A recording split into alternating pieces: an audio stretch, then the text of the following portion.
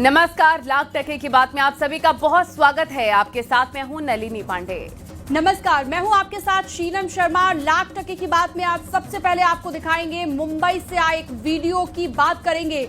अगर आप लिफ्ट का इस्तेमाल करते हैं तो ये खबर आपके लिए बहुत जरूरी होने जा रही है। मुंबई की एक बिल्डिंग की लिफ्ट में बुधवार को गुब्बारे फटने से आग लग गई। पूरी घटना लिफ्ट में लगे सीसीटीवी कैमरे में रिकॉर्ड हो गई है। तस्वीरों में भी आप देख सकते हैं कि कैसे सफेद शर्ट पहने एक लड़की सबसे पहले अंदर गई, जिसके पास एक छोटा ट्रॉली बैग था। उसके पीछे एक लड़का बड़े पॉलीथीन बैग में कई गुब्बारे लिए अंदर घुस गया। लड़का एक कोने में खड़ा होने ही वाला था, तभी काले शर्ट पहने एक और आदमी अंदर आने लगता है। अगले ही पल लिफ्ट के अंदर गुब्बारे फट जाते हैं और उसमें आग लग जाती है। इस घटना में महिला समेत 2 लोग झुलस गए हैं।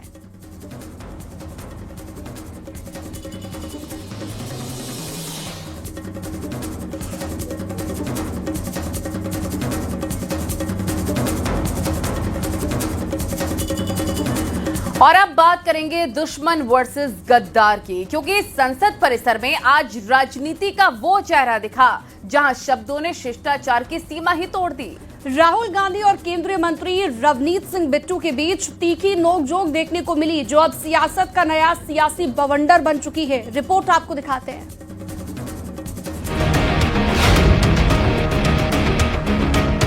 ये तस्वीर संसद परिसर की है, मकर द्वार की, वही जगह जहां देश की राजनीति के लिए मर्यादा तय होती है, जहां शब्द तौले जाते हैं और आचरण मिसाल बनता है।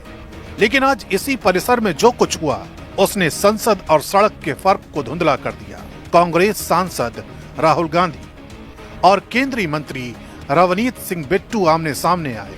कैमरे चालू थे, माहौल गर्म था और राजनीतिक शुचिता की सीमाएं फिसलती नजर आईं। जो दृश्य सामने आया वो संसदीय बहस नहीं बल्कि सड़क छाप तंज की तस्वीर बन गया। लेकिन वाकया ये हुआ कि उसी वक्त केंद्र में मंत्री रवनीत सिंह बिट्टू भी वहां पहुंचे, जो हाउस के अंदर जाना चाह रहे थे। लेकिन राहुल गांधी ने ऐसी टिप्पणी की जिसको किसी भी तरीके से मर्यादा के तौर पर नहीं देखा जा सकता है। आरोप है कि बिट्टू ने व्यंग करते हुए कहा, ये कारगिल की जंग जीत कर आए हैं। माहौल यहीं से बिगड़ गया। राहुल गांधी 2 कदम आगे बढ़े और बिट्टू को सीधे गद्दार कह दिया। बात संभालने के लिए हाथ बढ़ाया गया, लेकिन हाथ नहीं मिले। जवाब में बिट्टू ने पलटकर कहा, देश के दुश्मन। कुछ सेकंड की ये बातचीत राजनीति की लंबी कहानी बन गई।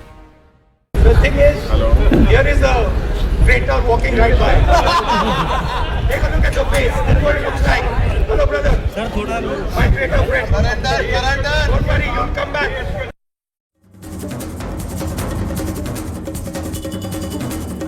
वहीं सियासी तापमान बढ़ा तो बीजेपी भी खुलकर मैदान में उतर आई है। बीजेपी ने राहुल गांधी पर सीधा हमला बोला है और कहा है कि सरदार कभी गद्दार नहीं हो सकता। राहुल गांधी जी, अगर कोई गद्दार है तो आप हैं। सिख सरदार है, वो कभी गद्दार नहीं हो सकता। लेकिन आप द्वारा इस तरह की मानसिकता को दर्शाना, सिखों के प्रति इस तरह के अपशब्द बोलना, यह बताता है कि कांग्रेस की आज भी मानसिकता में बदलाव नहीं आया। अगर कोई गद्दार है तो वो गांधी परिवार है, जिन्होंने श्री दरबार साहब के ऊपर तोप टैंकों से हमला करके गद्दारी की, जिन्होंने सिखों के पवित्र स्थान अकाल तख्त साहब को गिराकर गद्दारी की। ये तो वो हल्का आदमी है, हल्का आदमी है। इतनी हल्की बात मत करें। हंसी मजाक की बात को हंसी मजाक तक रहने दें। और वहीं बजट पर राष्ट्रपति के अभिभाषण को लेकर प्रधानमंत्री मोदी का आज लोकसभा में होने वाला संबोधन टल गया, जिसको लेकर बड़ी खबर ये है और बताया ये जा रहा है कि विपक्ष ने रणनीति बनाई थी। अगर प्रधानमंत्री बोलेंगे तो विपक्ष की महिला सांसद उनका विरोध और घेराव करेंगी।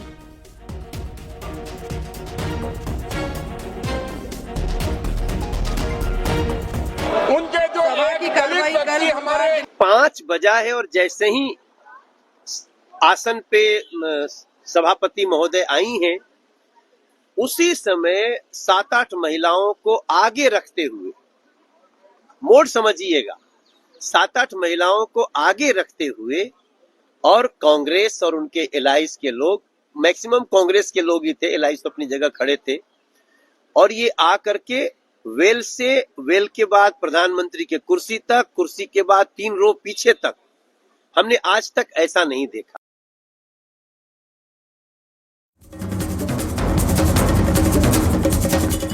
बच्चों के लिए मोबाइल खतरनाक बनता जा रहा है। गाजियाबाद से एक बेहद हैरान कर देने वाली घटना सामने आई। बताया जा रहा है कि मोबाइल की वजह से 3 बहनों ने सुसाइड कर लिया। इसके पीछे की इनसाइड स्टोरी क्या है, आपको इस रिपोर्ट में दिखाते हैं।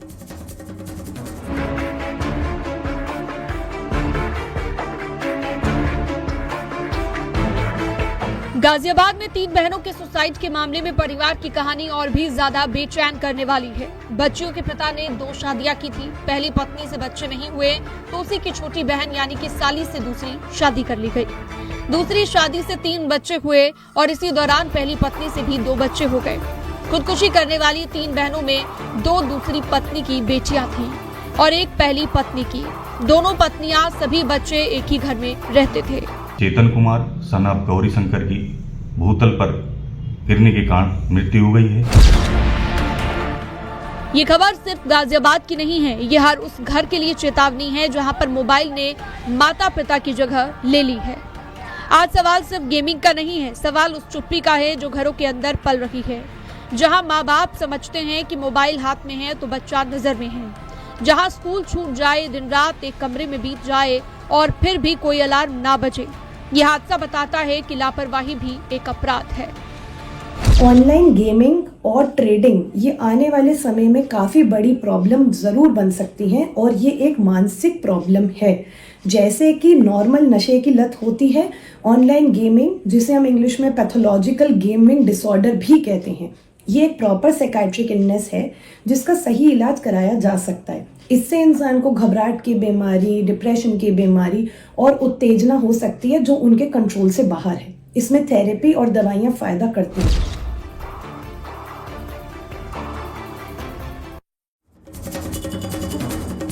और इस बीच एक बड़ी खबर आपको बता दें, गाजियाबाद में 3 बहनों के सुसाइड मामले में एक बड़ा खुलासा हुआ है। सूत्रों के हवाले से जानकारी मिल रही है कि पिता पर करीब 2 करोड़ का कर्ज था। पिता ने बेटियों के मोबाइल छीनकर बेच दिए थे।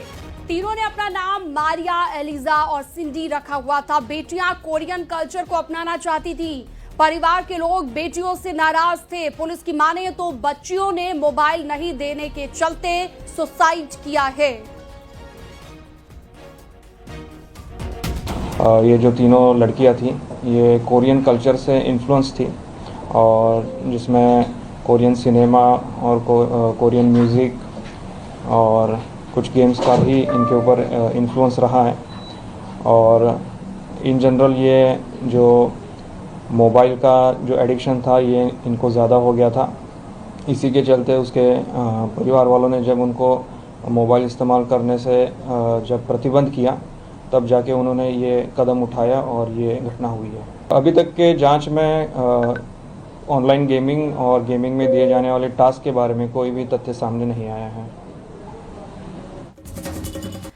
यानी कि गाजियाबाद में तीनों बच्चियों के सुसाइड के मामले की जांच जैसे जैसे आगे बढ़ रही है, मामला और भी उलझता जा रहा है। शुरुआती जांच में पुलिस के मुताबिक मोबाइल की लत के कारण सुसाइड किया गया था, लेकिन पड़ोसी कुछ और ही बता रहे हैं। सुनिए। जांच जैसे जैसे आगे बढ़ रही है, ये मामला और भी उलझता जा रहा है। इतना सब कुछ सरल आपको लग रहा है जो बताया जा रहा है कि गेम में हुआ है? मैंने अंदर जाके देखा नहीं है फ्लैट में। जितना व्हाट्सएप पे पढ़ा उसके हिसाब से तो गेम के अकॉर्डिंगली या गेम के इन्फ्लुएंस में ही बच्चों ने ये किया है, ऐसा लग रहा है। बाकी एक्चुअल में क्या है वो पुलिस ही फाइंड आउट कर पाएगी, क्योंकि वो 3 BHK HIG वाले फ्लैट में रह रहे हैं जो नॉर्मल फ्लैट से बड़े हैं। तीसरी चीज़, तीनों को फ़ोन देना, वाईफाई प्रोवाइड कराना, और कितनी भी नॉर्मल हमारे घर में हाउसमेड भी आती हैं वो भी अपने बच्चों को एजुकेशन दिलाती हैं। मोस्ट इंपॉर्टेंट चीज़ है आज के टाइम में एजुकेशन। सारे आप अपने खर्चे रोक कर एजुकेशन तो एटलीस्ट बच्चों को दोगे। ठीक है, प्राइवेट स्कूल महंगे हैं, गवर्नमेंट स्कूल हैं, इतनी सारी फैसिलिटीज़ हैं आजकल पढ़ाने के लिए। तो ये चीज़ की फाइनेंशियल कंडीशन की वजह से स्कूल जाना रोक दिया था। अभी तक की जानकारी के मुताबिक तीनों बच्चियां कोरियन कल्चर गेम से प्रभावित थी। यही वजह है कि ये खबर हर परिवार के लिए एक अलार्म है। ऐसी चीज़ें हैं जो सोसाइटी के लोगों को पच नहीं रही हैं। उनका कहना है कि तमाम चीज़ें जिस तरह से गेमिंग वाली बात आ रही है वो इत्तेफाक नहीं रखते हैं। तो ये तमाम संभावनाएं अभी हैं जिस पर पुलिस अपनी तफ्तीश करेगी। जो डायरी अभी मिली है पुलिस उसको लेके गई है जिसमें सुसाइड नोट था। डायरी के साथ साथ तमाम चीज़ें पुलिस गई है और ये जो चश्मदीद हैं यही वो हैं जो सबसे पहले घर में पहुंचे थे पुलिस के साथ, जिन्होंने देखा कि स्थिति वैसी नहीं है। तो किन चीज़ों पर अभी पर्दा है जिसको हटाया जाना है, ये तफ्तीश की बात है। आगे जाके तमाम संभावनाएं हैं उनको बाद में पता लगाया जाएगा। फिलहाल पुलिस अपना इन्वेस्टिगेशन कर रही है। कैमरामैन प्रहलाद के साथ विकास सक्सेना, न्यूज़ 18 गाजियाबाद।